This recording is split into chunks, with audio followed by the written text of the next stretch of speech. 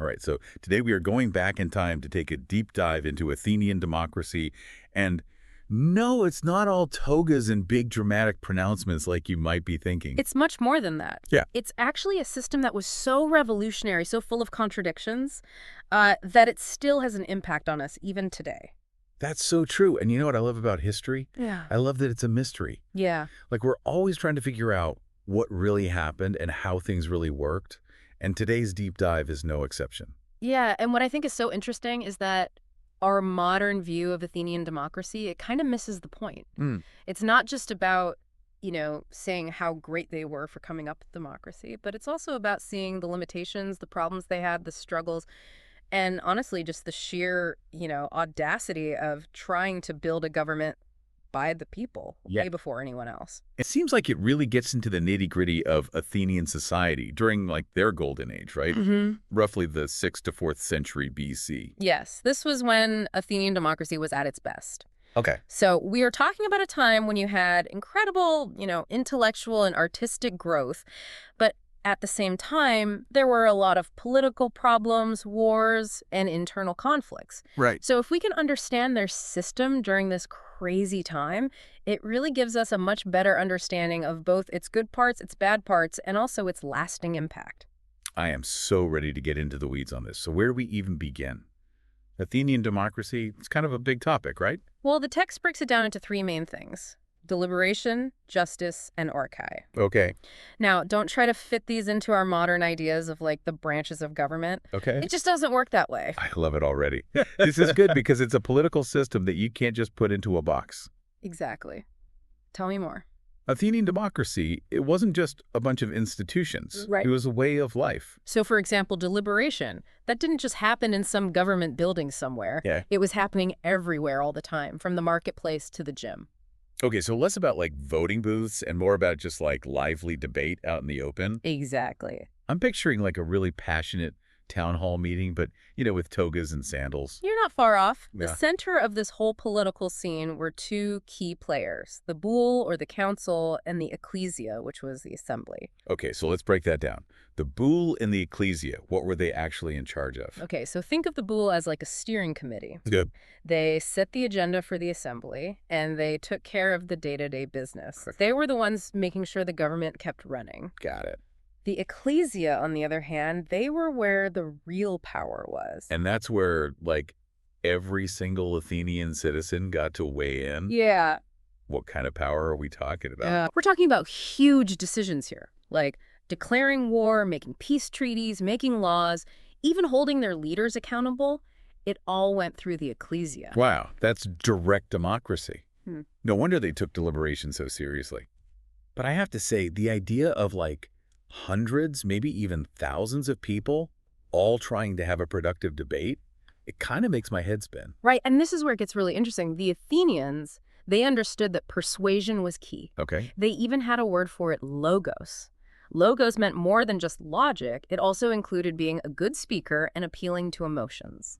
So it wasn't enough to just be right. You had to be captivating, convincing, maybe even a little bit, dramatic. Exactly. Think of it like this. The Athenian assembly wasn't just a political space. It was a stage.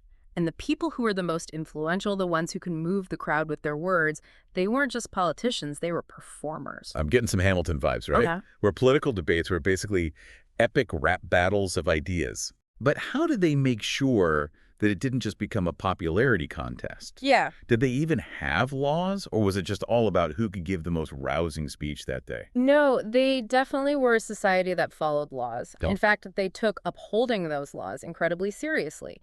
Here's the thing, though. They put equal emphasis on both the letter of the law, what was actually written down, and the spirit of the law. Wait, so there was a difference between the actual rules and the intention behind them? Yeah. That seems, I don't know, open to a lot of interpretation. How did they ever agree on anything? Well, that's the million-dollar question, right? Yeah. And this duality, it's at the heart of Athenian democracy, and it's both its strength and its weakness. On the one hand, it let them adapt the law to different situations because they knew that a rigid system wasn't always going to work. Right, because life is messy, it's unpredictable. Exactly.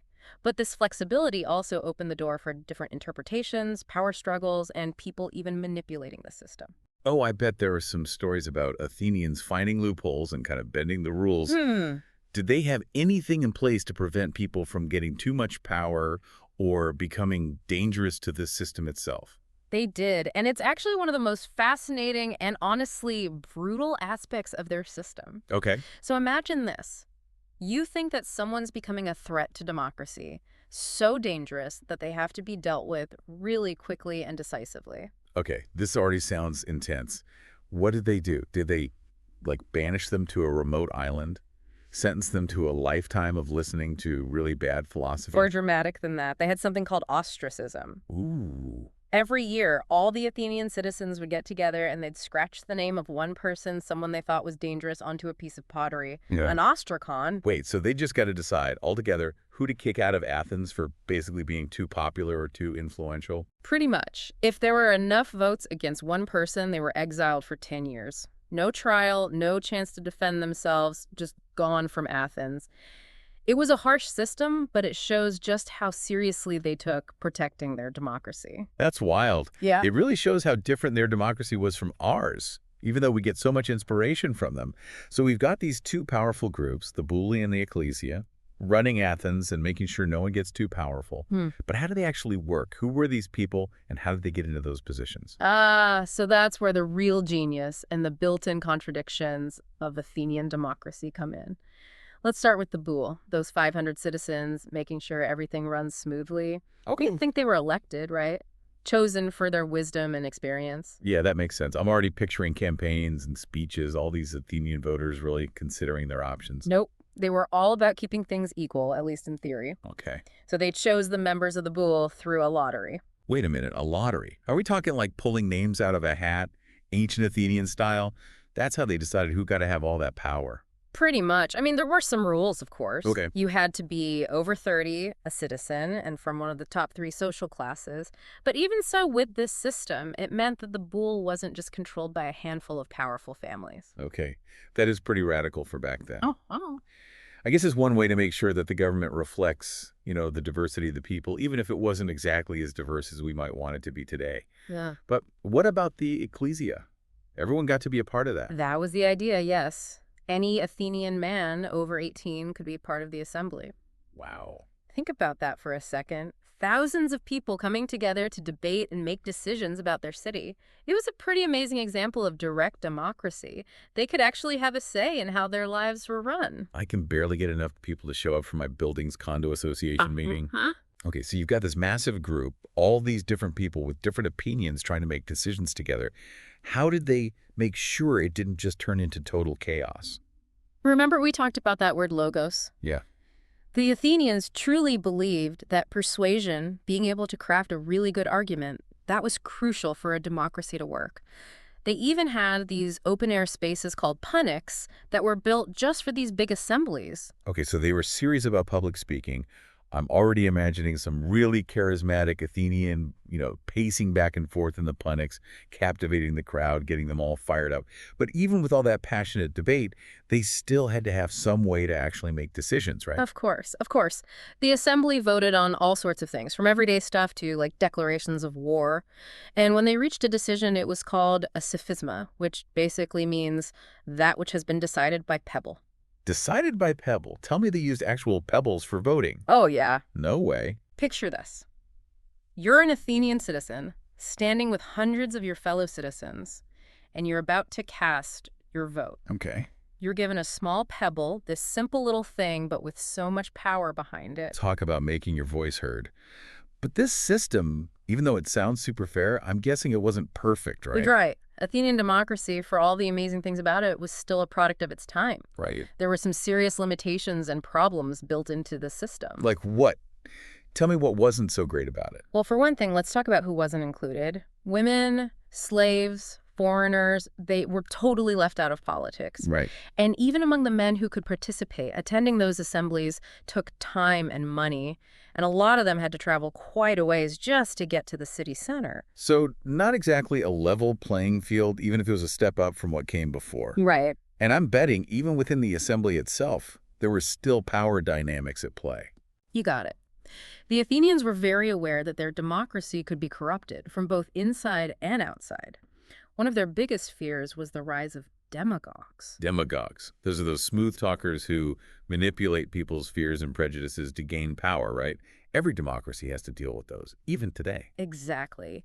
The Athenians knew that charisma and eloquence, the same things that could make you a powerful speaker, could also be used to mislead people. They were also worried about stasis, which was basically political instability that could happen when different groups in the city clashed, often violently. So it sounds like they were trying to find a balance between giving people a voice and preventing mob rule and, unchecked ambition. Sure. Did they have any ways to try to prevent those worst-case scenarios? They did. Okay, good. And this is a really good example of Athenian ingenuity. Remember how they emphasized both the actual written law and the meaning behind it? Yeah. Well, they had this fascinating legal thing called graph paranormal. Okay, break that down for me. Graph paranormal. What is that? So imagine you're at the assembly and someone's proposing a new law. On the surface, it sounds pretty good, but something just feels off to you. Right. Maybe it goes against an existing law, or maybe it just feels wrong, even if you can't put your finger on exactly why. It's that feeling you get when something seems too good to be true. Exactly. Well, in Athenian democracy, you had the power to actually do something about it. Any citizen could use graph paranomon, which was basically a written accusation against the person who suggested the law. Whoa, hold on. So you could challenge a law even after it was proposed, even if everyone seemed to be okay with it. Yeah. That's amazing. Talk about being held accountable. It was a way to make sure that even popular ideas were looked at carefully, that the spirit of the law, that sense of fairness, wasn't ignored just because something seemed convenient in the moment. Wow, high stakes. Yeah. This graph paranomon thing, it makes me think they were so worried about someone proposing a bad law. But what about making sure everyone even had a voice in the first place? Was that just assumed? Or were there rules about who got to speak and what they could say? That's a really good question because, yeah, you've got this system where it seems like everyone can speak their mind, but there had to be some limits, right? I mean, even today we have rules about what you can and can't say, especially if it might lead to violence. You're totally right. The Athenians had a word for it. Isagoria, it meant equal speech, and it meant that every citizen at the assembly had the right to share their opinion. Okay, so that sounds pretty close to our idea of free speech. Were there any topics that were off limits? Like, what if you said something controversial? Even if it was true, would you get in trouble for that? That's where it gets a little complicated. See, Isagoria was a really progressive idea for its time, but it wasn't quite as broad as our modern free speech. For instance, you couldn't just go around criticizing the core ideas of Athenian democracy or question the gods. That would definitely land you in some hot water. So free speech, but with some invisible boundaries. Exactly. It makes you think, though, how effective can a democracy really be if you can't speak your mind freely, even if it's to protect the system itself? That tension between what individuals can say and what's good for society as a whole, that's something every democracy has had to deal with. But the Athenians didn't just use laws and punishments to keep things in check at the assembly. They also had a strong cultural emphasis on finding common ground. So it wasn't just about winning an argument. It was more about finding a way forward that worked for everyone, even if it meant compromising. Right. They even had a word for it, homonoia, which was basically the idea of unity and working together for the good of the city. It meant recognizing that even if they didn't agree on everything, they were all Athenians, all in it together. That's really powerful, especially these days when it seems like everything is trying to divide us. But let's switch gears for a minute and talk about something a bit more practical. How did they actually pay for this whole Athenian democracy thing? Was it all volunteer work, or were there taxes? Ah, taxes. Even in ancient Athens, they couldn't avoid the taxman. But their system was pretty sophisticated. It shows how they tried to balance the needs of the state with what people could contribute. One of their main ways of funding the government, especially during war, was through a direct tax called the aisphora. When you say direct tax, does that mean every Athenian had to pay a certain amount no matter how rich or poor they were? Not exactly. The aisphora was more like a wealth tax that mostly the richest Athenians paid. And get this, these wealthy citizens could be part of groups called simmaries. Simmaries, huh? You got to break that down for me. Basically, a simmary was like a team of wealthy Athenians who would pool their money together to pay their taxes as a group. Think of it like high-stakes financial team building. Oh, I can imagine the drama. This system where they really relied on the wealthy to fund the government, it reminds me of those public services we talked about earlier, the liturgies. Were those also a way to make sure the richest Athenians were paying their fair share? You're spot on. The liturgies weren't just about money. They were a public display of civic duty, a way for the wealthy to show they were committed to So it Athens. was a win-win, right? Yeah. The city got the money it desperately needed for festivals, warships, all that, and the wealthy got to show off their generosity, boost their social status. Exactly. In theory, it worked out for everyone, but of course, people being people, there are always those who tried to find a way around it. I bet. Tell me, how did these wealthy Athenians try to get out of paying? Did they have some secret island tax haven? Or claim their chariots were in the shop and they couldn't make it to the tax collector? Well, they couldn't use that exact excuse, but they did have this really interesting legal move called antidosis. Antidosis. That sounds like a word you'd use to cast a spell or something. What did it actually mean? Imagine this. You're a super rich Athenian, and you've just been told you have to fund a massive project, like equipping an entire warship for the Navy. Sure, it's an honor, but talk about a financial hit, right? Yeah, I can imagine that would put a dent in your Athenian bank account. Now, let's say you know another Athenian, someone even richer than you, who you think should be paying for this instead. That's where antidosis comes in. Okay, tell me more. What happens next? You could actually challenge that other wealthy Athenian to either take over the liturgy themselves or get this to swap entire fortunes with you. Whoa, hold up. They could swap their entire fortune? Are you serious? It was like a high-stakes game of financial chicken with a liturgy and potentially your entire fortune on the line. That's wild. It really was. And you know what? The threat of antidosis, even if it didn't always work, was a pretty strong incentive for the wealthy to contribute and avoid the drama that came with dodging their civic duty. That's amazing. We've talked about how they debated the power of the assembly, how the wealthy fit into all of this, and the importance of civic duty. But what about Athenian justice? We can't wrap up this deep dive without talking about how they settled arguments and upheld the law. Definitely not. Athenian justice was a lot like their political system. It was this unique combination of new ideas, practicality, and of course, a little bit of drama. At the heart of it all was the idea of citizen participation. Wait, are you saying that regular, everyday Athenians were the jurors Yeah, deciding the fate of their fellow citizens? that's right.